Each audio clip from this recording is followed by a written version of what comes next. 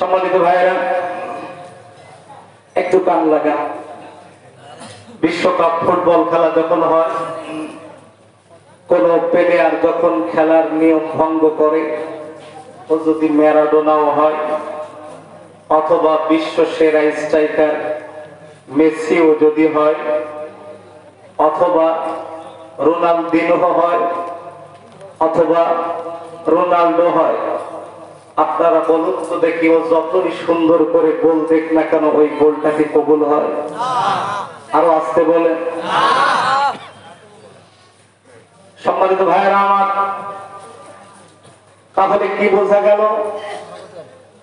কোন প্লেয়ার যখন খেলার নিয়ম ভঙ্গ করে, রেফারি তখন তাকে হলুদ কার্ড দিয়ে সতর্ক করে, আর যদি সতর্ক না হয় লাল কার্ড দেখিয়ে জিনেদিন জিদানের মতো বিশ্বকাপের মাঠ থেকে বের করে দেয়।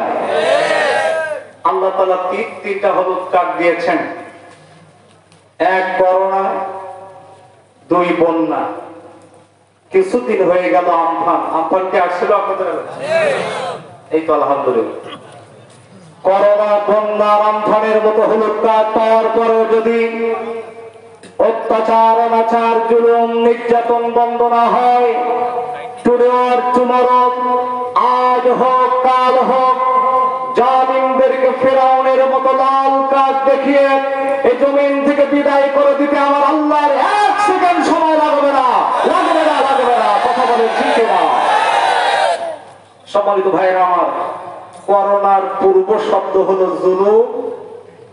করোনা, করোনার পূর্ব শব্দ কি? আরেকটু জোরে বলেন। জুলুম, করোনা। আল্লাহ বলছেন, ইন্নামাস সাবিলু আলাল্লাযীনা ইয়াযলিমুনান নাস ওয়া ইয়াবগুনা ফিল আরদি বিগাইরিল হক উলাইকা লাহুম আযাবুন আলীম। রব্বুল আলামিন বলেন, ও তাম পৃথিবীর মানুষ, তোমরা শুনে নাও। আল্লাহ এখানে বলছেন ইয়াজলিমুনা, প্রেজেন্ট এবং ফিউচার। যারা মানুষের উপরে জুলুম করছে বা করবে, আদালতে আখিরাতে আমার আল্লাহ তাদের বিরুদ্ধে ডাইরেক্ট মামলা দায়ের করবে। আর আমার আল্লাহ যদি কারোর বিরুদ্ধে ডাইরেক্ট মামলা দায়ের করে, এই পৃথিবীতে এমন কেউ কি আছে যে ওই মামলার ওকালতি করবে? চেয়ারম্যান সাহেব মনে হয় পারবে? সম্মানিত ভাইয়েরা আমার, আল্লাহ বলছেন ফামাহিলিল কাফিরিন আমহিলহুম রুয়াইদা। আল্লাহ ছাড় দিয়েছেন কিন্তু কাউকে। আরেকটু জোরে বলেন। ঘেরে যখন ভাইরাস লাগে তখন সরপটিও মরে, জাপানি পটিও মরে, ছোট মাছও মরে, বড় মাছও মরে। আল্লাহ জালিমদেরকে ধরা শুরু করেছেন। দেশি জালিম, বিদেশি জালিম, ছোট জালিম, বড় জালিম, কোন জালিম আল্লাহর গ্রেফতারের হাত থেকে রেহাই পাবে না, পাবে না, পাবে না। সম্মানিত ভাইরা আমার, আল্লাহ কি বলছেন? ইন্না আযাব রাব্বিকা লাওয়াকিউম মা লাহু মিন দাফি'in। রব্বুল আলামিন বলছেন, করোনার মতো গজব একদিন না একদিন আসবে। আর গজব যখন শুরু হয়ে যাবে, পৃথিবীর কোন শক্তি সেই গজবের মোকাবেলা করতে ভাইরা আমার। কি আশ্চর্য ব্যাপার! আল্লাহ বলেন, ও তাম পৃথিবীর মানুষ, তোমরা জুলুম করবে আর নাফরমানি করবে অ্যানালগ কায়দায়, আর আমি আল্লাহ তোমাদের সাইজ করব ডিজিটাল কায়দায়। এর বাস্তব প্রমাণ হলো, আপনারা শুনে অবাক হবেন, মেডিকেল সায়েন্স আজকের বলতে বাধ্য হয়েছে করোনা এ পর্যন্ত তার জিন পরিবর্তন করেছে 590 বারের অধিক। কতবার? 590 বারেরও অধিক। করোনা যদি জিন পরিবর্তন না করতো এতদিন তাম পৃথিবীতে ভ্যাকসিন আবিষ্কার হয়ে যেত। বিজ্ঞানীরা বলতে বাধ্য হয়েছে ইন্নাল কুওয়াতা লিল্লাহি জামিআন। ও तमाम পৃথিবীর মানুষ তোমরা শুনে নাও, আমার আল্লাহ এত বড় মহান যে প্রতিনিয়ত করোনার জিন পরিবর্তন ঘটাচ্ছে। সুতরাং বিজ্ঞানীরা বলতে বাধ্য হয়েছে ইন্নাল কুওয়াতা লিল্লাহি জামিআ, আল্লাহর ডিজিটাল শক্তির মোকাবেলা করার ক্ষমতা আমেরিকার নবনির্বাচিত প্রেসিডেন্ট জো বাইডেনের নাই, ভারতের প্রধানমন্ত্রী নরেন্দ্র মোদীর নাই, এমনকি অং সান সূচি বিশ্ব বেহায়া ওরও নাই। শুধু তাই নয়, সেতু মন্ত্রীরও নাই। কথা বলেন, আল্লাহ বলেন তোরা নাফরমানি করবি আমার হক কায়দায়, আর আমি আল্লাহ তোদের সাইজ করব ডিজিটাল কায়দায়। এর বাস্তব প্রমাণ হলো করোনার জিন পরিবর্তন হওয়া। করোনার জিন পরিবর্তন হওয়ার ঘটনায় তাম পৃথিবীর বিজ্ঞানীরা বলতে বাধ্য হয়েছে আল্লাহর ডিজিটাল শক্তির মোকাবেলা করার ক্ষমতা তাম পৃথিবীর কোন মানুষের নাই। সম্মানিত ভাইরা আমার, পৃথিবীর ইতিহাস সব সময় জালিমের পক্ষে থাকে না, ঠিক কিনা বলুন? কোন কোন সময় মাজলুমের পক্ষে ঘুরে যায়। বাতাস যখন মুসা আলাইহিস সালামের পক্ষে ঘুরে যায়, ফিরআউনের তখন সাগরে ডুবে মরা ছাড়া আর কোন পথ খোলা থাকে না। পৃথিবীর ইতিহাস সব সময় নমরুদের পক্ষে থাকে না। কোন কোন সময় ইব্রাহিম আলাইহিস সালামের পক্ষে ঘুরে যায়। বাতাস যখন ইব্রাহিম আলাইহিস সালামের পক্ষে ঘুরে যায়, নমরুদের তখন জুতা পিটা খাওয়া ছাড়া আর কোন রাস্তা খোলা থাকে না। ফিরআউন মুসার সাথে বিয়াদবি করেছে, ফিরআউন মুসার সাথে বিয়াদবি করেছে, তাই তো সাগরেতে মৃত্যুবরণ করেছে। কথা বলেন, ফিরআউন মুসার সাথে বিয়াদবি করেছে, তাই তো সাগরেতে মৃত্যুবরণ করেছে। মরার সময় কতবার বাঁচাও বাঁচাও বলেছে। কি বলেন?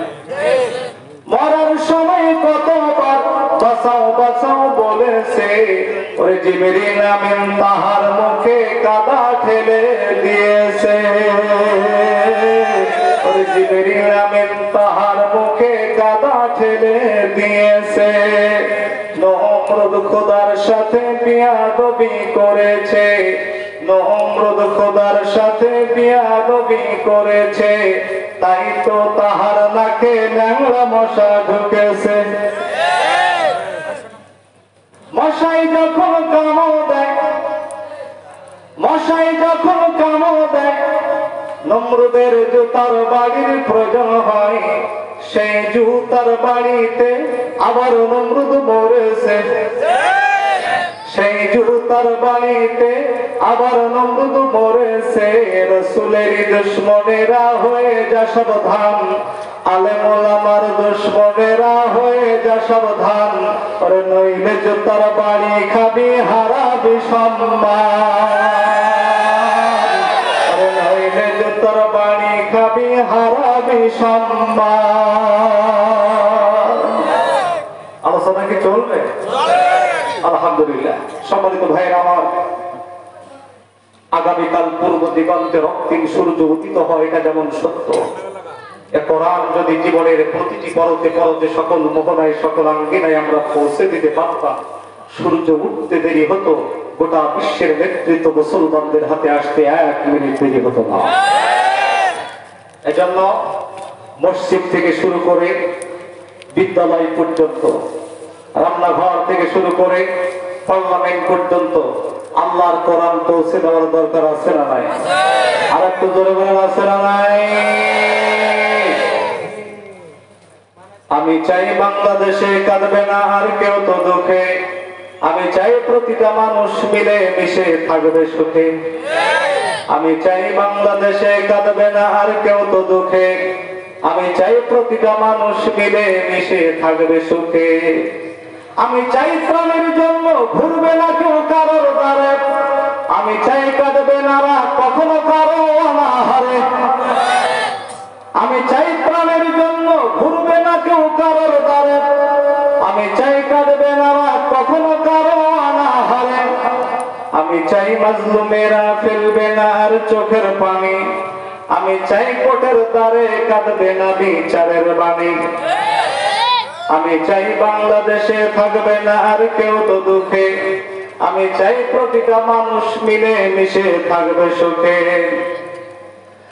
আমি চাই চ্যানেল গুলো সত্য প্রচার করুক ভাবে, আমি চাই সাংবাদিকে সত্য কথা লিখুক ভাবে, আমি চাই ইন্ডিয়ান সব চ্যানেল গুলো বন্ধ হবে, আমি চাই ইসলামী টিভি চ্যানেল খোলা হবে, আমি চাই ইন্ডিয়ান সব চ্যানেল গুলো বন্ধ হবে, আমি চাই ইসলামী টিভি চ্যানেল খোলা হবে, আমি চাই বাংলাদেশে কাঁদবে না আর কেউ তো দুঃখে, আমি চাই প্রতিটা মানুষ মিলে মিশে থাকবে সুখে, আমি চাই আলেম যারা থাকবে সবাই মুক্ত তারা, আমি চাই মুফাসসিরের কণ্ঠে কোরআন শুনবে ধরা, আমি চাই আলেম যারা থাকবে সবাই মুক্ত তারা, আমি চাই মুফাসসিরের কণ্ঠে কোরআন শুনবে ধরা, আমি চাই কারাগার থেকে ফিরবে আমার ভাইরা মেরে, আমি চাই কোরআনের পাখি মোদের মাঝে আসবে ফিরে, আমি চাই কারাগার থেকে ফিরবে আমার ভাইরা মেরে, আমি চাই কোরআনের পাখি মোদের মাঝে আসবে ফিরে। আসুন আমরা সেই কোরআন থেকে আলোচনা শুনি। আমি আপনাদের সামনে মহাবিশ্বের মহাবিশ্বয় মহাগ্রন্থ কোরআন আল কারীমের অত্যন্ত পরিচিত একটা সূরা, সূরাটির নাম হলো সূরা তাওবা। সূরাটির নাম কি? আর একটু জোরে, সূরা তাওবা। এই সূরা তাওবা 20 নম্বর আয়াতে কারীম আপনাদের সামনে তেলাওয়াত করেছি। সূরাটি পবিত্র মদিনা শরীফে নাযিল হয়। কোথায় নাযিল হয়? আর একটু জোরে বলুন। যেহেতু এটা তাফসীর মাহফিলের জন্য আমি তাফসীরের দিকে চলে যেতে চাই, যদি আপনাদের অনুমতি পাই। আলহামদুলিল্লাহ। আল্লাহ রাব্বুল আলামিন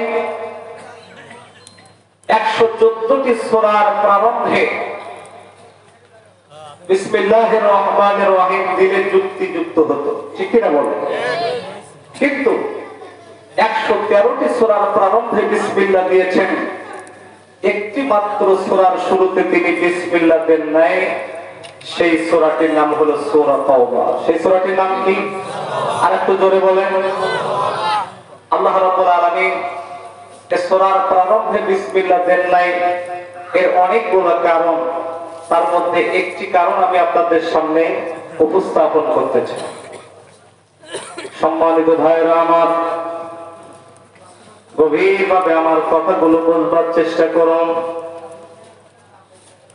আপনি আপনার প্রাণপ্রিয় স্ত্রীকে নিয়ে ঝিনাইদহ শহরে গেলেন, আপনার স্ত্রীর গলায় নেকলেস, ঠিক মতো অবস্থায় ছিনতাইকারী যদি আপনার স্ত্রীর গলার নেকলেসটা ছিনতাই করে নেয়, আপনি বুঝি চুপ করে দাঁড়িয়ে থাকবেন না, স্লোগান দেবেন? আর একটু জোরে বলেন। আর ওই স্লোগানে শহরের সমস্ত মানুষ ছিনতাইকারীকে ধরে ফেলবে। ছিনতাইকারীকে যখন ধরে ফেলবে, ফেলার পরে আপনি যখন সেখানে যাবেন, যে বুঝি বলবেন আসসালামু আলাইকুম রাহমাতুল্লাহ, ও ছিনতাইকারী ভাই, আগে দুইকেল দিয়ে নেব না ডাইরেক্ট অ্যাকশন করবেন?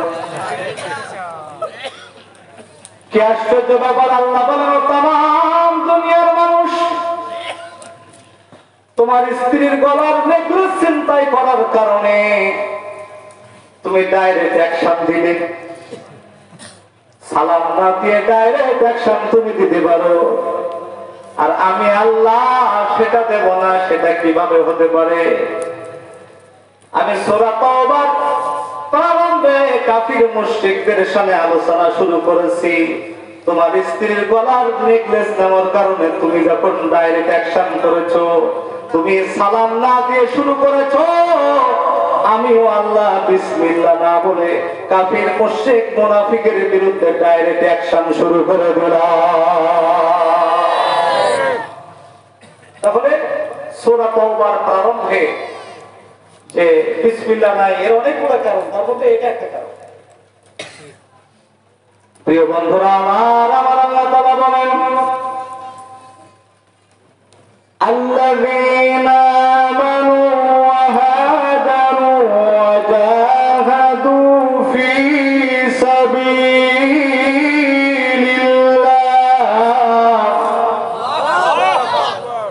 চারটি কাজ করবে যারা, আল্লাহর জান্নাতের মেহমান হবে তারা। সেই চারটি আলোচনা আমি আপনাদের সামনে আজকে নিয়ে আসতে চাই আল্লাহর কোরআন থেকে।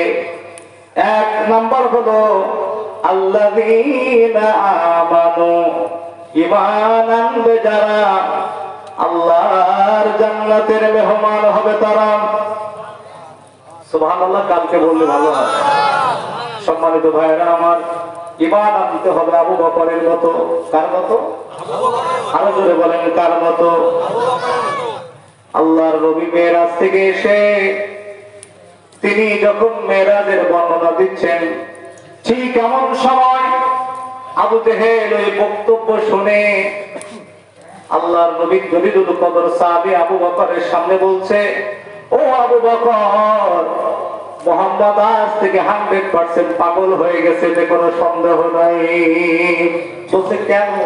বলছে এই কারণে, যেহেতু মুহাম্মদ বলছে সে নাকি কাবার হাতিম থেকে শুরু করে বাইতুল মুকাদ্দাস, আর বাইতুল মুকাদ্দাস থেকে শুরু করে আরশে আজিম পর্যন্ত পরিভ্রমণ করেছে। এটাকে যেমন তেমন কথা নাকি? এ কথা যে বলে তার মাথা 100% খারাপ হয়ে গেছে। আবু বকর বললেন, এই কথাকে আমার নবী, দ্বীনের নবী বলেছে। বলছে, হ্যাঁ, এটা তোমার নবী বলেছে। রাসূলের কাছে চলে এসেছে, আল্লাহর নবীকে বলছেন, ইয়া রাসূলুল্লাহ, ইয়া হাবিবাল্লাহ, আপনি কি বলেছেন এই কথা? আবু জেহেল যে কথা বলেছে, বলছে নাম, হ্যাঁ, আমি এটা বলেছি। আবু বকর, তোমার মনে হয় বিশ্বাস হয় না? সঙ্গে সঙ্গে আবু বকর একটা থিওরি দিলেন, বলছেন, ইয়া রাসূলুল্লাহ, ইয়া হাবিবাল্লাহ, আপনি যদি এখন এই মুহূর্তে বলেন প্রতিদিন সাগরের পানি, নদীর পানি পূর্ব দিকে যায়, আজ থেকে কিয়ামত পর্যন্ত আর পূর্ব দিকে যাবে না, পশ্চিম দিকে যাবে। তামাম দুনিয়ার মানুষ যদি বিশ্বাস না করে, আমি আবু বকর সেটা বিশ্বাস করে দিলাম। নবীজি আমার বলেন, আবু বকর, তাহলে আমি রাসূলুল্লাহ যে মেরাজ করেছি এটা 100% তোমার বিশ্বাস হয়েছে? বলছে, হ্যাঁ হুজুর, বিশ্বাস হয়েছে। রাসূলুল্লাহ বলেন, আবু বকর, তাহলে তোমার নামের পিছনে আমি একটা লকব সংযুক্ত করে দিলাম, সেটা হলো সিদ্দিক। আজ থেকে তুমি শুধু আবু বকর না, কিয়ামত পর্যন্ত তুমি আবু বকর সিদ্দিক হিসেবে তামাম পৃথিবীতে পরিচয় লাভ করবে। তাহলে ঈমান আনতে হবে কার মতো করে? আর একটু জোরে বলেন, আবু বকরের মতো। বিশ্বনবী আমার বলেন, বিশ্বনবী আমার বলেন, কাল কঠিন বিপর্যস্ত কিয়ামতের ময়দানে 3 অঞ্জলি উম্মতকে আমার আল্লাহ তাআলা বিনা হিসেবে জান্নাত দিবেন। সুবহানাল্লাহ বলেন। এক অঞ্জলি সমান 70,000। বলতে পারেন, হুজুর, ওই অঞ্জলিতে ফিরাউন তো উঠে আসতে পারে? পারে কি পারে না? ওই অঞ্জলিতে ভারতের প্রধানমন্ত্রী নরেন্দ্র মোদীও তো উঠে আসতে পারে। ওই অঞ্জলিতে মিয়ানমারের প্রধানমন্ত্রী অং সান সুচিও তো উঠে আসতে পারে। একটা কথা মনে রাখবেন, অন্তরে ঈমান থাকবে না যার, অঞ্জলিতে ওঠার সুযোগ হবে না তার। আর অঞ্জলিতে ওঠার সুযোগ হবে না যার, জান্নাতে যাওয়ার সুযোগ পাবে না সে।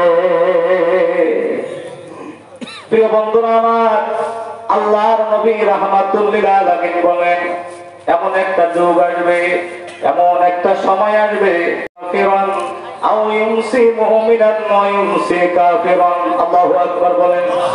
আল্লাহ নবী বলেন ওই সময় সকালবেলা একজন ব্যক্তি নিজেকে মুমিন বলে দাবি করবে, বিকাল হতে না হতে সঙ্গে সঙ্গে সে কাফির হয়ে যাবে।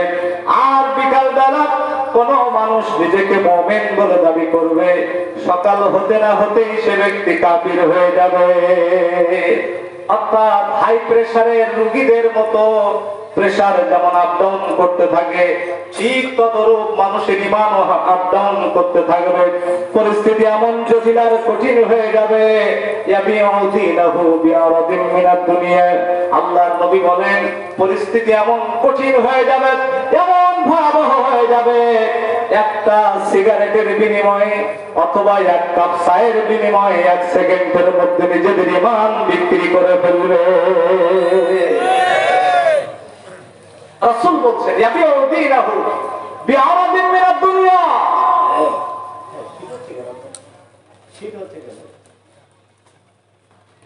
একটু জিকির করেন লা ইলাহা ইল্লাল্লাহ লা ইলাহা ইল্লাল্লাহ।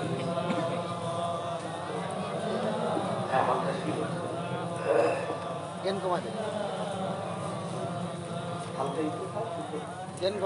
লা ইলাহা ঠিক আছে মুহাম্মাদুর রাসূলুল্লাহ। সকলে বলুন সাল্লাল্লাহু আলাইহি ওয়াসাল্লাম। সম্মানিত ভাইরা আমার, আল্লাহর নবী বলেন পরিস্থিতি যখন এমন জটিল আর কঠিন হয়ে যাবে, ঠিক ওই সময় মুসলমানদের মধ্যে ওহান তৈরি হবে। কি হবে? আরেকটু জোরে বলেন, কি তৈরি হবে? ওহান তৈরি হবে। সাহাবীরা বললেন ইয়া রাসূলুল্লাহ ইয়া হাবিবাল্লাহ, কিলা ওমান ওহান, হুজুর ওহান জিনিসটা কি? এটা তো আমরা বুঝলাম না। আল্লাহর নবী বলেন ওহান হলো দুইটা। এক নাম্বার হলো হুব্বুদ দুনিয়া, দুনিয়ার প্রতি মানুষের আকর্ষণ বেড়ে যাবে, দুনিয়া দুনিয়া করে মানুষ পাগল পারা হয়ে যাবে। হাতে দই পাতে দই, তবুও তারা বলবে দই কই। খাবো খাবো দুনিয়া খাবো, যা পাবো তাই খাবো। মানুষ নিচে নামতে নামতে এতটাই নিচে নেমে যাবে, 10 টাকার চাল থেকে শুরু করে প্রধানমন্ত্রীর দেওয়া করোনায় দুস্থ অসহায় মানুষের ত্রাণের চাল পর্যন্ত লুটে ফুটে খাবে। ওদের কাছে যদি করোনায় মৃত্যুবরণ করেছেন ওই সমস্ত ব্যক্তিদের কাফনের কাপড় দেওয়া হয়, আমার দৃঢ় বিশ্বাস ওইটা কাফন না বানিয়ে শোকেসের মধ্যে রেখে দেবে, এতে কোনো সন্দেহ নাই। ঠিক কিনা বলে? আজ থেকে 1500 বছর আগে আল্লাহর নবী বলেন হুব্বুদ দুনিয়া, দুনিয়ার প্রতি মানুষের আকর্ষণ বেড়ে যাবে, দুনিয়া দুনিয়া করে মানুষ পাগল করা হয়ে যাবে। ক্ষমতায় যাওয়ার জন্য মানুষ আপনার প্রাণান্ত করার প্রচেষ্টা করবে, ক্ষমতার লোভে ভাই ভাইকে হত্যা করে ফেলবে। ক্ষমতার দাপটে জমা জমি আত্মসাৎ করবে। কথা বলেন না কেন? প্রিয় বন্ধুরা, লক্ষ্য করেন বিশ্ব নবী জনাব মুহাম্মদ রাসূলুল্লাহ সাল্লাল্লাহু আলাইহি ওয়াসাল্লাম তিনি যখন ট্রাইব্যুনালের প্রধান বিচারপতি, মক্কা বিজয়ের মাত্র 3 দিন পরে বনি মাখজুম গোত্রের সম্ভ্রান্ত পরিবারের মহিলা, নাম হলো তার ফাতেমা, নামটা কি? চোরের অভিযোগে অভিযুক্ত হল। রাসূলুল্লাহ তখন ট্রাইব্যুনালের প্রধান বিচারপতি, সাহাবীরা তার শাস্তি শিথিল করবার জন্য রিকোয়েস্ট করলেন, কিন্তু নবীজি আমার কি বললেন? শোনো শোনো শোনো, ও আমার সাহাবী তোমরা শোনো, আজকের এই বনি মাখজুম গোত্রের ফাতেমা না হয়ে আমার কলিজার টুকরা মা ফাতেমা যদি চোরের অভিযোগে অভিযুক্ত হতো, আল্লাহর কসম করে বলছি আমি আমার কলিজার টুকরা মা ফাতেমার হাতটা আমি রাসূলুল্লাহ ট্রাইব্যুনালের প্রধান বিচারপতি হয়ে রাহমাতুল লিল আলামিন হয়ে নিজে হাতে কেটে দিতাম। the male in the female cut off their hands. আল্লাহ রাব্বুল আলামিন সূরা মাইদার 38 নম্বর আয়াতে কারিমার মধ্যে বলছেন, তোর নারী হোক আর পুরুষ হোক উভয়ের কি কেটে দাও। প্রিয় বন্ধুরা আমার, সূরা মাইদার 38 নম্বর আয়াতের বিধান যদি আজকের ডিজিটাল বাংলাদেশে কায়েম থাকতো, টেকনাফ থেকে তেতুলিয়া, রূপসা থেকে পাটুরিয়া, সুন্দরবন থেকে বান্দরবন পর্যন্ত গরিব দুঃখী অসহায় দুস্থ মানুষের ত্রাণের 1 কেজি চাল চুরি করে খাওয়ার মতো দুঃসাহস ডিজিটাল বাংলার জমিনে কারোর হতো না। এটা কেন হচ্ছে? এটা হওয়ার একটি মাত্র কারণ, সেই কারণটা হলো আজকে আল্লাহর কোরআন যথা স্থানে নাই। আল্লাহর কোরআন যেখানে থাকার কথা ছিল, কোরআন আজকের সেখানে না থাকার কারণে আজকে গোটা বাংলাদেশে ধর্ষণের মহামারী তৈরি হয়ে গেছে। গোটা বাংলাদেশে আজকের শুধু করোনার মহামারী চলছে না, গোটা বাংলার জমিনে আজকের মহামারী চলছে ধর্ষণের মহামারী। গোটা বাংলার জমিনে আজকের শুধু করোনার মহামারী চলছে না, গোটা বাংলাদেশে আজকের চলছে দুর্নীতির মহামারী। আওয়াজ দিয়ে বলেন কথা ঠিক না ঠিক? দুর্নীতি মুক্ত ধর্ষণ মুক্ত বাংলাদেশ গঠন করতে হলে আমাদের সবাইকে ঈমানের পথে চলে আসতে হবে। কোন পথে ফিরে আসতে হবে? পিছনের গুনাহের কথা স্মরণ করে আমাদেরকে ঈমানের পথে ফিরে আসতে হবে। আমি ধীরে ধীরে হেঁটে হেঁটে পথ ছেড়ে কত পথ ধরেছি, আমি ধীরে ধীরে হেঁটে হেঁটে পথ ছেড়ে কত পথ ধরেছি, পেছনে তাকিয়ে দেখি পথে পথে কত ভুল করেছি, আমি ধীরে ধীরে। ঠিক কিনা বলে? আমাদেরকে পিছনের কথা স্মরণ করে ঈমানের পথে ফিরে আসতে হবে। রাজি আছেন কারা কারা? দুইটা হাত উঁচু করে আল্লাহকে দেখিয়ে দেন তারা। আল্লাহ কবুল করুক। জোরে বলেন আমিন। আরো জোরে বলেন আমিন। তাহলে 1 নম্বর পয়েন্ট হলো আল্লাযীনা আমানু, ঈমান আনবে যারা জান্নাতের মেহমান হবে তারা। সুবহানাল্লাহ বলে। 2 নম্বর পয়েন্ট, ওয়াহাজারু। ওয়াহাজারু মানে হিজরত করা। কি করা? সম্মানিত ভাইরা আমার, হিজরত মানে হলো স্থানান্তরিত হওয়া। ঈমানের দাবি পূরণ করবে যারা, জালিমের জুলুমের শিকার হয়ে ক্ষত বিক্ষত দেহ নিয়ে আল্লাহর কোরআনের জন্য স্থানান্তরিত হবে তারা। এখন স্থানান্তরিত হওয়া শুধুমাত্র চেষ্টা নয়, সেটা হতে পারে আপনার ঘর ত্যাগ, সেটা হতে পারে আপনার গ্রাম ত্যাগ, সেটা হতে পারে আপনার ইউনিয়ন ত্যাগ, সেটা হতে পারে আপনার ডিস্ট্রিক্ট ত্যাগ। আরে কথা বলেন না কেন? প্রিয় বন্ধুরা আমার, আল্লাহর নবীর জলিলুল কদর সাহাবা আজমাইন তারা দ্বীনের জন্য, ইসলামের জন্য হিজরত করেছিল কিনা জোরে বলেন। আমার নবীও হিজরত করেছিলেন কিনা জোরে বলেন। আল্লাহ রাব্বুল আলামিন কোরআন আল কারীমের মধ্যে বলেন হিজরতের শর্ত হলো 4টা।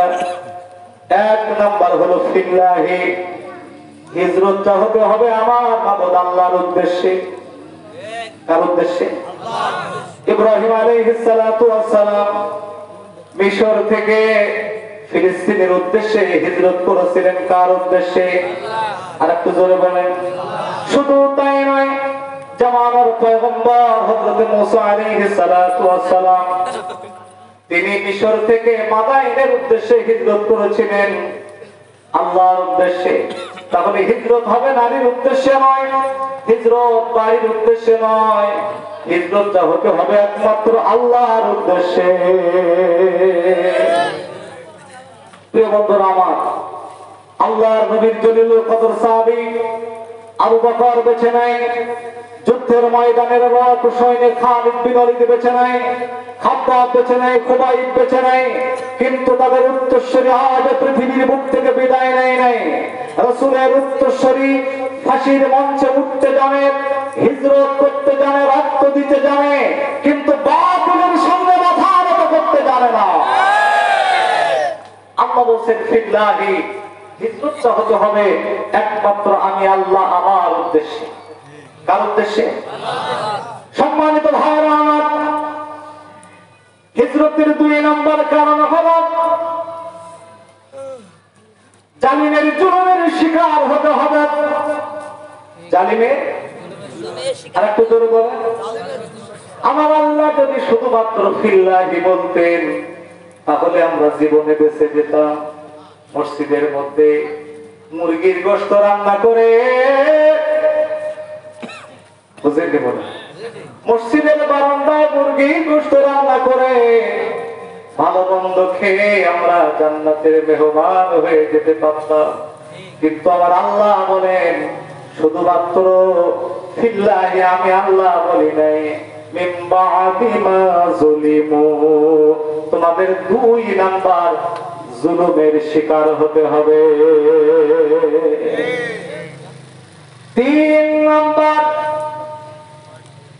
জুলুমের শিকার শুধু হলে হবে না, তোমাদের ধৈর্য ধারণ করতে হবে। আল্লাযীনা সাবারু, আমার আল্লাহ বলেন 3 নাম্বার হলো ধৈর্য ধারণ করতে হবে। ধৈর্য ধারণ করতে হবে টিকটিকির মতো। কার মতো? আপনারা টিকটিকি চেনেন? হ্যাঁ, প্রিয় বন্ধুরা আমার, আগেকার দিনে টিকটিকির দেয়ালে উঠতে কোনো অসুবিধা হতো না, কারণ তখন ছিল মাটির দেয়াল। ওইটা মডিফাই হয়ে গেল পাকা দেয়াল, তখনও কিন্তু টিকটিকির উপরে উঠতে কোনো অসুবিধা হতো না। কিন্তু এরপরে হয়ে গেল টাইলসের দেয়াল। কিসের দেয়াল? এই টাইলসের দেয়াল। এই দেয়ালে যখন সে ওঠার চেষ্টা করে সঙ্গে সঙ্গে পা পিছলে পড়ে যায়, আর পা পিছলে যখন পড়ে যায় টিকটিকির হাত ভেঙে যায়, পা ভেঙে যায়। তারপরেও কিন্তু টিকটিকি বসে থাকে না, ওর জীবনকে বাজি রেখে হাত পা ভাঙা অবস্থায় ওই যে ওপরে আলো থাকে, আলোর কাছে যাওয়ার চেষ্টা করে, কি করে না? কারণ টিকটিকি জানে হাজারো বাধার পাহাড় পেরিয়ে আমি হাত হারিয়েছি তাই কি হয়েছে, আমি পা হারিয়েছি তাই কি হয়েছে, আমার লেজটা কেটে জমিনের মধ্যে পড়ে গেছে তাই কি হয়েছে। শত কষ্টের মধ্য দিয়ে যদি আমি ওই আলোর কাছে যেতে পারি তাহলে আমি আলোর পাশে গেলে পরে খাদ্য খেতে পারবো। প্রকৃত ইমানদার যারা, মুমিন যারা, আল্লাহর কোরআনের পথে চলতে গিয়ে ইমানের দাবি পূরণ করতে যায়, হাত চলে যায়, পা চলে যায়, চোখ চলে যায়, অঙ্গ প্রত্যঙ্গ হানি হয়ে যায়, তারপরেও তারা বসে থাকে না। টিকটিকির মতো তারা কি করে? তারা মনে করে হাঁটি হাঁটি পা পা করে আমি যদি আল্লাহর কোরআন নামক আলোর কাছে আসতে পারি, আল্লাহর মেহমান হয়ে জান্নাতি খাদ্য খেতে পারবো, এতে কোনো সন্দেহ নাই। সম্মানিত ভাইরা আমার, তাহলে টিকটিকি যেমন নিজের জীবনকে বাজি রেখে ও কিন্তু বিচ্ছিন্ন পথে উপরে ওঠার চেষ্টা করে, ঠিক তদরূপ হাজারো বাধার পাহাড় পেরিয়ে আমাদেরকে কোরআন নামক আলোর কাছে আসতে হবে।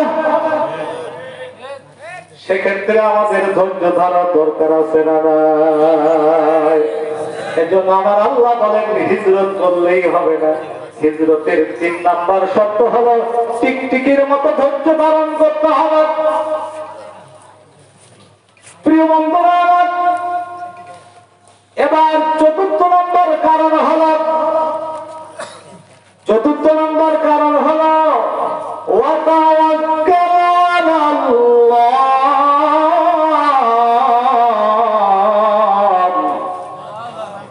আল্লাহর উপরে ভরসা করতে হবে। কার উপরে? আরেকটু জোরে বলেন।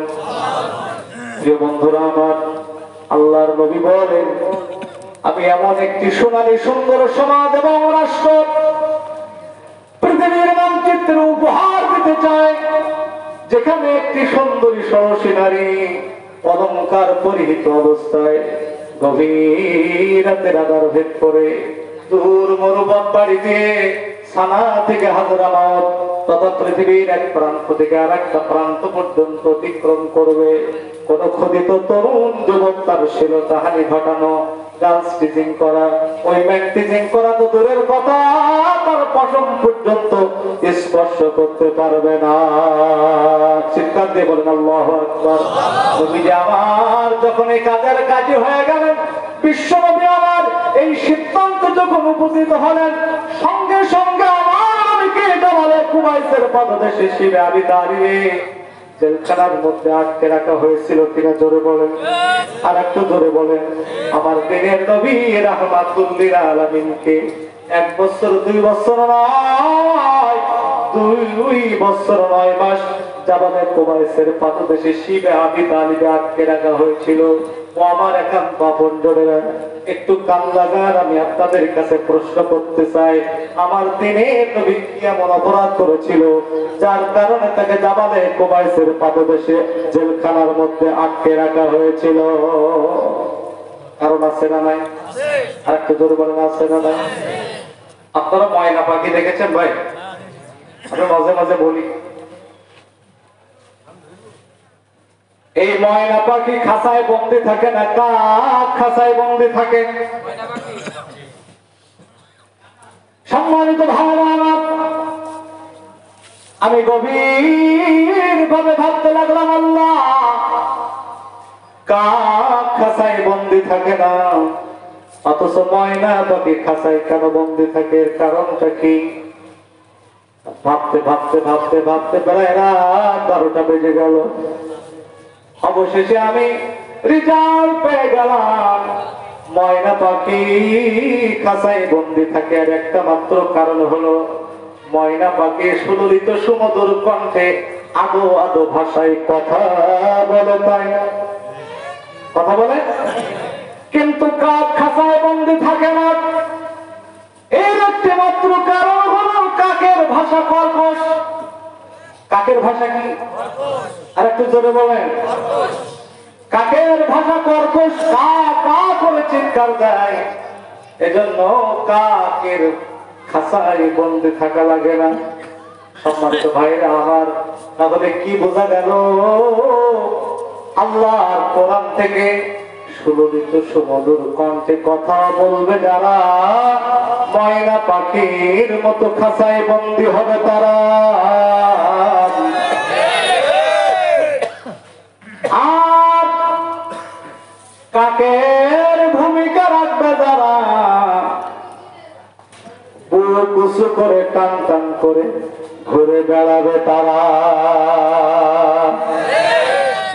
আজ তাম পৃথিবীর দিকে লক্ষ্য করে দেখেন, বিশেষ করে বাংলার জমিনের দিকে লক্ষ্য করে দেখেন, আল্লাহর নবীর মতো সুললিত সুমধুর কণ্ঠে হাজার হাজার মানুষের সামনে কোরআনের বয়ান করে যারা, আজও ময়না পাখির মতো খাঁচায় বন্দী হয় তারা।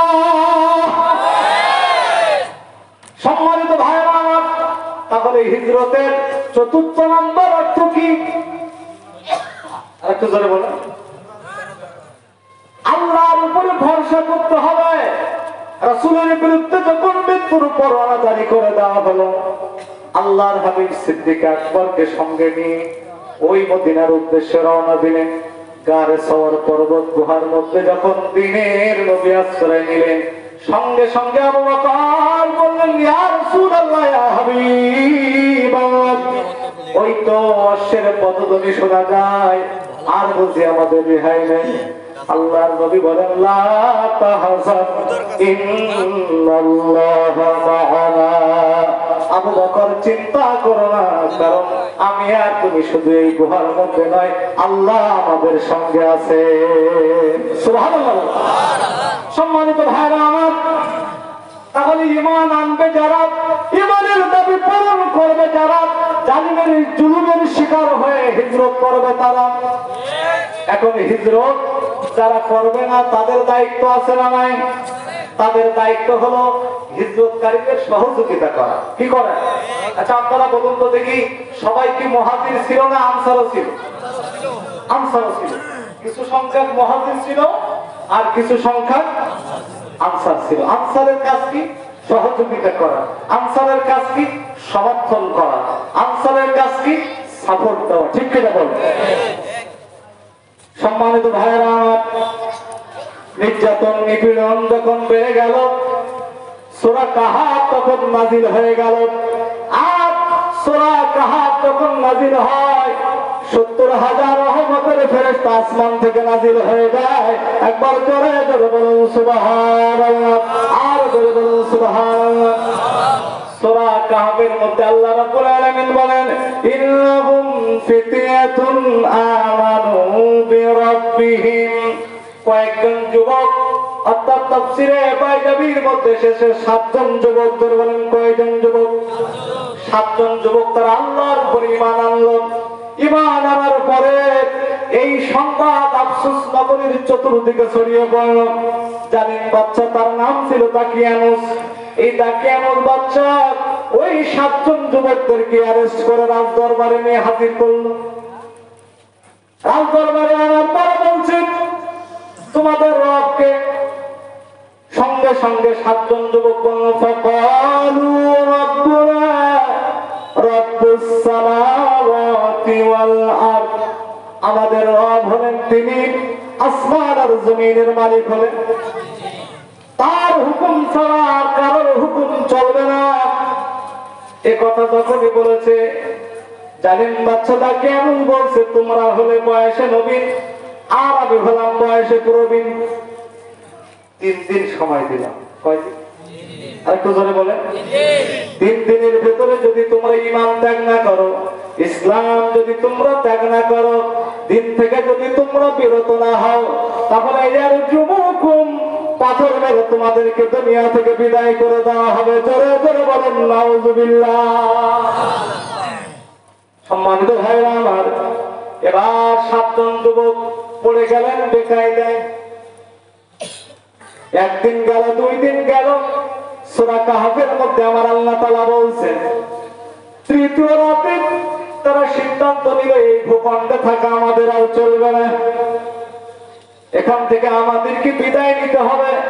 এই জন্য যার কাছে যা ছিল তাই নিয়ে তারা হিজরতের উদ্দেশ্যে রওনা দিল। কিন্তু কি আশ্চর্য ব্যাপার জানেন, তাদের সঙ্গে পিছে পিছে রওনা দিল কালবহুম একটা কুকুর। কি রওনা দিল? আরেকটু জোরে বলেন। কি তাফসীর বুঝতে কষ্ট হচ্ছে? কালবহুম একটা কুকুর। ওই কুকুর পিছে পিছে রওনা দিল। সকাল হয়ে যাওয়ার উপক্রম যখন হলো, 7 জন যুবক ওই গুহার মধ্যে আশ্রয় নিল। আর কুকুরটি 197 বছর গার্ডম্যানের ভূমিকা পালন করলো। গুহার মুখে দাঁড়িয়ে দাঁড়িয়ে আল্লাহু আকবার বলেন। গভীর রাতে আপনি যদি বাড়ি যান, আর আপনার বাড়িতে যদি কুকুর থাকে, ও কিন্তু স্লোগান দেবে। দেবে কি দেবে? ওই স্লোগানে এলাকার যত কুকুর, সব কুকুরগুলো কিন্তু স্লোগান দিতে থাকবে, আকাশ বাতাস মুখরিত করে ফেলবে। তাই যদি হয়, ওই কুকুরটি যখন পিছে পিছে রওনা দিয়েছিল, ও কিন্তু স্লোগান দিয়ে এলাকার সমস্ত কুকুর গুলাকে নয়, বরং মানুষ গুলাকে একত্রিত করতে পারত। কিন্তু না, এই কুকুরটি 197 বছরের মধ্যে একটা মুহূর্তের জন্য হুঙ্কার দেয় নাই, চিল্লাই নাই। নীরব বিপ্লবের মাধ্যমে সহযোগিতা করার কারণে আমার আল্লাহ এত বেশি খুশি হয়ে গেছেন ওই কুকুরের প্রতি। আমার আল্লাহ ঘোষণা দিলেন যে এই হিজরতকারীদের সহযোগিতা করার কারণে, না চিল্লানোর কারণে, 197 বছর গাডমানের ভূমিকা পালন করার কারণে আমি আল্লাহ ঘোষণা দিয়ে দিলাম, এই আসহাবে কাহাফের কুকুরটি ওদের সঙ্গে জান্নাতের মেহমান হয়ে যাবে। আল্লাহ বলছেন, মালহু মাদন, মানুষ কুকুরের চাইতে নিকৃষ্ট। আসহাবে কাহাফের ওই কুকুরটি 7 জন যুবকের সহযোগিতা করেছিল। আর আজকে আমরা হিজরতকারীদেরকে বলি, ধরো জেলখানায় ভরো, ঠিক কিনা বলে? প্রিয় বন্ধুরা আমার, এবার আসুন 3 নাম্বার পয়েন্ট। 3 নাম্বার পয়েন্ট হলো ওয়াজাহাদু। ওয়াজাহাদু, জিহাদ করতে হবে। জিহাদ মানে মারামারি নয়, জিহাদ মানে কাটাকাটি নয়, জিহাদ মানে পেট্রোল বোমা মারা নয়, জিহাদ মানে এট এ টাইমে 63টা ডিস্ট্রিক্টে গ্রেনেড হামলা করা নয়। জিহাদ মানে হলো নিজের জীবনকে বাজি রেখে আল্লাহর কোরআন প্রতিষ্ঠার চেষ্টা করা। সম্মানিত ভাইরা আমার, মুরগির বাচ্চা যখন চিলে নিয়ে যায়, মুরগি তার নিজের জীবনকে বাজি রেখে মুরগির বাচ্চা বাঁচানোর চেষ্টা করে, কি করে? মুরগির জন্য এটা কিন্তু জিহাদ। বর্তমান গভর্নমেন্ট কিন্তু জিহাদ করতেছে সন্ত্রাসীর বিরুদ্ধে, এরপরে মাদকের বিরুদ্ধে, দুর্নীতির বিরুদ্ধে, ঠিক কিনা বলেন? এটাও কিন্তু জিহাদ। এটা কিন্তু ভালো দিক, যেটা ভালো সেটা ভালোই বলতে হবে, খারাপ যেটা সেটা কিন্তু খারাপই বলতে হবে। প্রিয় বন্ধুরা আমার, কোন ব্যক্তির মাথা যদি না থাকে তাহলে সে ব্যক্তি কি বাঁচতে পারে? এই পৃথিবীতে এমন অনেক মানুষ আছেন যাদের 2টা পা নাই অথচ তারা জীবিত। এমন অনেক মানুষ আছে যাদের 2টা হাত নাই অথচ তারা জীবিত। এমন অনেক মানুষ আছে যাদের 2টা চক্ষু নাই, তারা জীবিত। কিন্তু আপনি এমন কোন মানুষ পাবেন না যাদের মাথা নাই অথচ তারা জীবিত। তাহলে কি বোঝা গেল? যাদের মধ্যে আল্লাহর দ্বীন কায়েমের চেষ্টা নাই, ওরা কিন্তু মাথা কাটা মুন্ডু কাটা মুসলমান। সম্মানিত ভাইরা আমার, আর একটি উদাহরণ দিলে আপনাদের কাছে পরিষ্কার হয়ে যাবে। একটু কান লাগান, লক্ষ্য করেন। বিশ্বকাপ ফুটবল খেলা যখন হয়, কোন প্লেয়ার যখন খেলার নিয়ম ভঙ্গ করে, কোন প্লেয়ার যখন খেলার নিয়ম ভঙ্গ করে, সে কিন্তু অফসাইড হয়ে যায়। জোরে বলেন, যায় কিনা? আর অফসাইড মার্কা প্লেয়ার যতই সুন্দর করে গোল দেখ না কেন, ওই গোলটা কি কবুল হয়? আর একটু জোরে বলেন, কবুল হয় না। তাহলে কি বোঝা গেল? অফসাইড মার্কা প্লেয়ার যতই সুন্দর করে গোল দেখ না কেন, ওই গোলটা যেমন কবুল হয় না, ঠিক তদরূপ দাড়ি ঠিক, টুপি ঠিক, পাঞ্জাবি ঠিক, এতেকাব ঠিক, সবে বরাত ঠিক, লাইলাতুল কদর ঠিক, আল্লাহর দ্বীন যদি আপনার কায়েমের চেষ্টা যদি আপনি না করেন, আল্লাহর কসম করে বলছি আপনি অফসাইড মার্কা মুসলমান।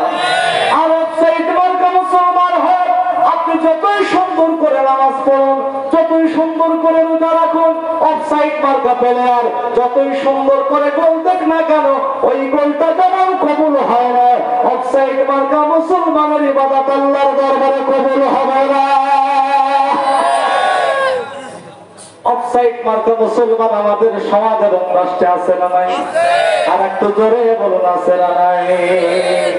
সম্মানিত দিনী ভাইরা আমার, আল্লাহ নবীর জলিলুল কদর সাহাবী হযরত উসাইদ, আল্লাহর নবীর জলিলুল কদর সাহাবী হযরত আবু হুরায়রা রাদিয়াল্লাহু তাআলা আনহু মাঝে মাঝে বলতেন, তোমরা কি বলতে পারো কে এমন ব্যক্তি যিনি এক ওয়াক্ত নামাজ পড়ে নাই, একটা রোজাও রাখে নাই, হজ করে নাই, যাকাত দেয় নাই, অথচ লোকটি আল্লাহর জান্নাতের মেহমান? শুনবেন নাকি এই কথাটা? এটা বুখারী শরীফের হাদিস। আবু হুরায়রার কথা শুনে সাহাবীরা অবাক হয়ে গেলেন, আশ্চর্যজনিত হয়ে গেলেন। তারা বললেন, কি আশ্চর্য ব্যাপার, জীবনে এক ওয়াক্ত নামাজ পড়ে নাই, রোজা রাখে নাই, হজ করে নাই, যাকাত দেয় নাই, অথচ আল্লাহর জান্নাতের মেহমান কিভাবে হয়? বুখারী শরীফের হাদিস। উহুদের ময়দানে যখন যুদ্ধের দামামা বেজে গেল, ঠিক এমন সময় আল্লাহর নবীর সাহাবী, নাম হলো তার উসাইরি কামর ইবনে সাবিত। কি নাম বললাম? উসাইরি কামর ইবনে সাবিত। যুদ্ধের দামামা বেজে যাওয়ার পরে তিনি বীর বিক্রমে উহুদের ময়দানে ঝাঁপিয়ে পড়লেন। সিরাত গ্রন্থে তার বাস্তব প্রমাণ, বুখারী শরীফ তার জীবন্ত দলিল। আল্লাহর নবীর সাহাবী বীর বিক্রমে লড়াই করতে করতে শাহাদাতের অমৃত সুধা পান করলেন। নবীজি যুদ্ধের দামামা বেজে যাওয়ার পরে, যুদ্ধ শেষ হয়ে যাওয়ার পরে সাহাবীদের লাশগুলো যখন একত্রিত করলেন, উসাইরিকের লাশ দেখে আমার নবীজি দুইটা চোখের পানি ছেড়ে দিলেন। দুইটা চোখের পানি ছেড়ে দিয়ে বললেন, ও আমার সাহাবী, তোমরা শোনো, আমার উসাইরিক এমন এক ব্যক্তি যে একত্র নামাজ পড়ার সুযোগ পায় নাই, একটা রোজা রাখার সুযোগ পায় নাই, শুধুমাত্র আল্লাহর জমিনে আল্লাহর দ্বীন কায়েম করার চেষ্টা করতে যে উহুদের ময়দানে নিজের জীবনটাকে উৎসর্গ করে দিয়েছে। আমি রাসূলুল্লাহ তার ব্যাপারে ঘোষণা দিয়ে দিলাম, ইন্নাকা মিন আহলিল জান্নাহ, আমার উসাইরিক আল্লাহর জান্নাতের মেহমান। একটু জিকির করে লা ইলাহা ইল্লাল্লাহ, লা ইলাহা ইল্লাল্লাহ, আর জোরে লা ইলাহা ইল্লাল্লাহ, লা ইলাহা ইল্লাল্লাহ মুহাম্মাদুর রাসূলুল্লাহ। সম্মানিত ভাইরা আমার, তাহলে নামাজের ত্রুটি থাকলে, রোজার ত্রুটি থাকলে, অন্যান্য ইবাদতের ত্রুটি যদিও থাকে, ওই মানুষটার মধ্যে যদি আল্লাহর দ্বীন প্রতিষ্ঠার চেষ্টায় যদি সে নিজেকে আত্মনিয়োগ রাখে, আমার বিশ্ব নবীর দলিল বলতেছে সে আল্লাহর জান্নাতের মেহমান, এতে কোনো সন্দেহ নাই। কথা বলেন ঠিক না বেঠিক? আরো জোরে বলেন ঠিক না বেঠিক? আপনারা সকলেই জানেন সূরা আহজাব নামে একটা সূরা আছে, আছে না নাই? আহজাব মানে হলো মহাজোট। আহজাব মানে কি? আহজাব মানে হলো মহাজোট। ওরা বেঁধেছিল মহাজোট সেদিন ইসলামকে উৎখাত করবার জন্য, দ্বীনকে উৎখাত করবার জন্য।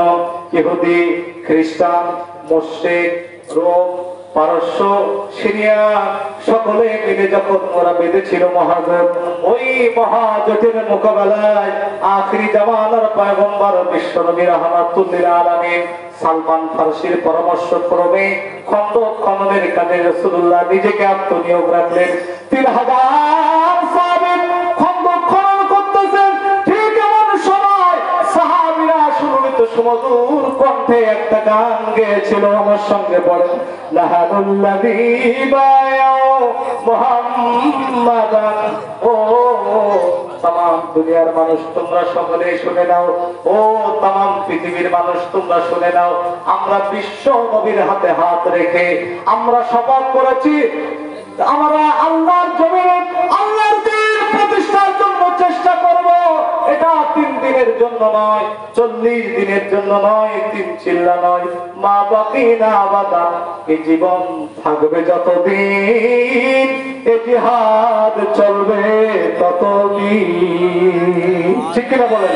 মা বাকিনা আবাদা, এই জীবন থাকবে যতদিন, এই জিহাদ চলবে ততদিন।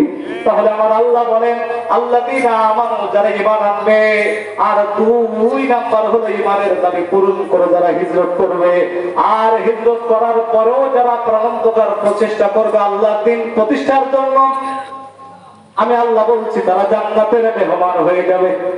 সুবহানাল্লাহ বলেন। 4 নাম্বার হলো বিআমওয়ালিহিম ওয়া আনফুসিহিম, এই চেষ্টা করতে হবে কি দিয়ে? জানা। আর একটু জোরে বলেন। আল্লাহ নবী মেরাজ থেকে এসে, সম্মানিত ভাইরা আমার, বিশ্ব নবী আমার মেরাজ থেকে এসে বললেন, ইয়া মাশারান নিসা তাসাদদাকু, ও নারী সমাজ তোমরা বেশি বেশি করে দান সদকা করো, কারণ আমি রাসূলুল্লাহ মেরাজে যাওয়ার পরে দেখলাম অধিকাংশ নারী তারা জাহান্নামী। অধিকাংশ নারী, আর একটু জোরে বলেন, অধিকাংশ নারী জাহান্নামী।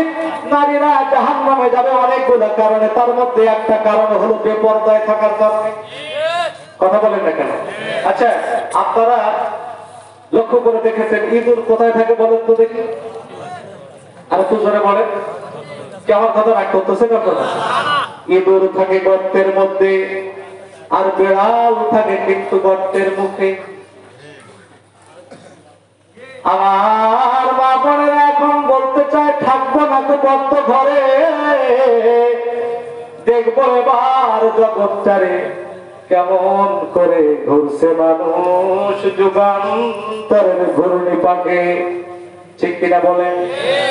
আর ডিজিটাল বাংলাদেশের ছাত্র কুছাত্র আর সকলের দল রাস্তার মোড়ে দাঁড়িয়ে দাঁড়িয়ে চোখের মিস কল মারে আর বলে প্রতি রাত জেগে থাকি ভাবি শুধু তোমারই আশা, ঠিক কিনা বলে?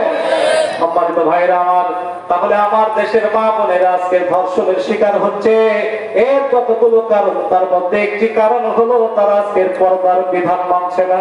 আমার আল্লাহ বলেন তাবারুজনা ওয়ালা তাবারুজনা তাবারুজাল জাহিলিয়াতিল উলা।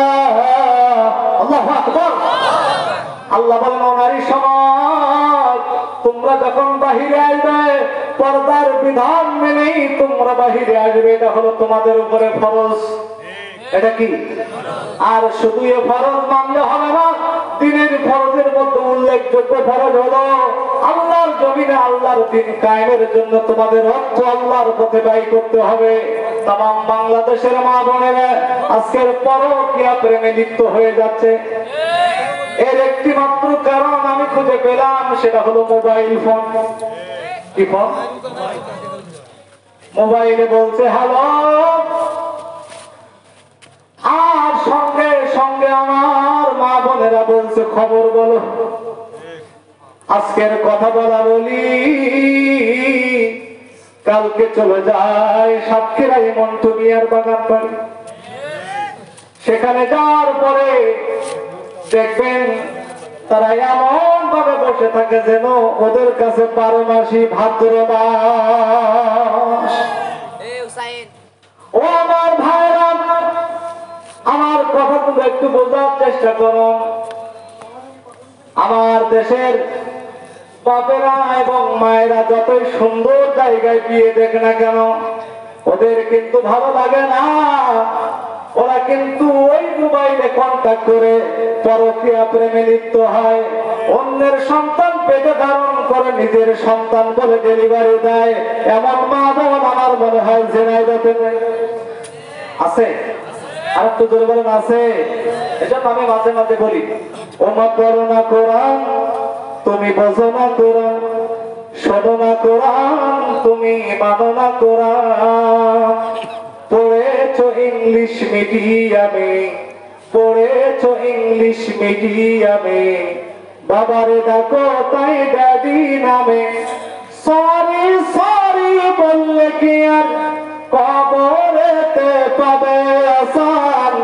পড়ো না কোরআন, ও মা বোঝো না কোরআন, শোনো না কোরআন, তুমি মানো না কোরআন, ঠিক কিনা বলে? আরেকটি কারণে আজকের মা বোনেরা ধর্ষণের শিকার হচ্ছে, সেটা হলো সিরিয়াল। সেটা কি? আরেকটু জোরে বলেন। সম্মানিত ভাইয়েরা আমার, ক্ষুধার্ত বাঘের কাছ থেকে যদিও খাদ্য কেড়ে নেওয়া সম্ভব, কিন্তু একবার যদি সিরিয়াল আরম্ভ হয়ে যায়, আমার মা বোনের কাছ থেকে রিমোট কেড়ে নেওয়া আরো অসম্ভব। আগেকার দিনে অন্তত ঘড়ি দেখার সময় বা ঘড়ি দেখার প্রয়োজন হতো, এখন আর আমার মা বোনের ঘড়ি দেখার আর কোনো প্রয়োজন হয় না।